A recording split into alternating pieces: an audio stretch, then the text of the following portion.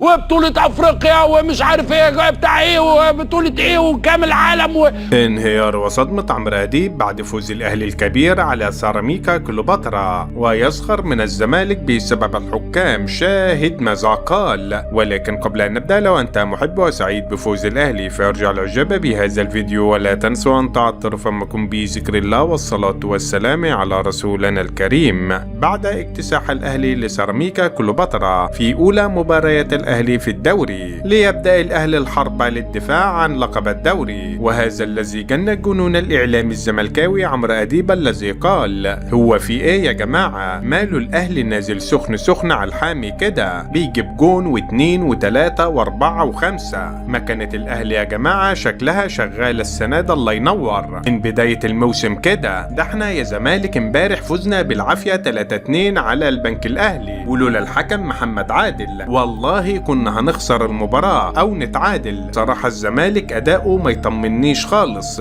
ولولا الحكام امبارح علينا كنا رحنا في 60 داهيه. بدايه الزمالك السنه دي مش مبشره بالخير يا جماعه خالص. وتعالوا شوفوا الناحيه التانيه الاهلي عمل ايه في سيراميكا كليوباترا، اكل سيراميكا وكسره كمان. الاهلي السنه دي شكله ما عندوش يا مرحميني، ناوي كده ياخد الدوري بدري بدري، مش عايز يسيبه زي كل سنه للاواخر. شكله عايز يفضى لكاس العالم للانديه اللي هيتعمل في الولايات المتحده في الصيف المقبل. وانا مش عارف بصراحه الزملكاويه زعلانين ليه ان الاهلي بطل نص العالم والمحيط الهادي. الزملكاويه طالعين يشككوا في البطوله ديت ويقولوا بطوله مش معتمده من الفيفا. اقول لكم يا زملكاويه، لا، البطوله معتمده من الفيفا، والفيفا هو اللي منظم المباراه. والدليل ان الاهلي رايح نص النهائي في قطر عشان يقابل الفايز من بطل امريكا الشماليه والجنوبيه، ولو فاز عليهم الاهلي هيقابل ريال مدريد في النهائي. ويطلع زملكاوي متغيب عن الوعي تماما يقول لك مش معتمده من الفيفا. قال والله الاهلي شرفنا قدام العين الاماراتي ورفع راسنا فوق. يكفيك تكون ماشي في اي دوله خليجيه سواء قطر او السعوديه او الكويت او الامارات، تقول لهم بس ان اهلاوي، كله هيعمل لك تعظيم سلام. ما الاهلي معلم على كله، معلم على الهلال السعودي، ومعلم على الدحيل القطري، ومعلم على اتحاد جده، ومعلم على العين. ولو طبعا في بلاد الخليج قلت انك زملكاوي، طبعا كلهم هيقول والله انت صعبان علينا، ده انت كل سنه بتاخد على قفاك من النادي الاهلي. وبصراحه كده كان رئيس الزمالك حسين لبيب طلع قال لك احنا اكبر قلعه رياضيه في مصر، مش بالكلام يا حسين يا لبيب، بالافعال. الاهلي بعد الكلمتين دول بس اللي انت قلتهم اخد السوبر المصري منك وبقى بطل نص العالم. عارف ايه نص العالم يا حسين يا لبيب؟ يعني اسيا وافريقيا والمحيط الهادي وبلاد كل ما وراء البحار، الاهلي فايز عليهم والبطل بتاعهم. وفي النهايه شاركونا بآرائكم حول هذا الموضوع، ولا تنسوا الاعجاب بهذا الفيديو والاشتراك في القناه ليصلكم جديدنا.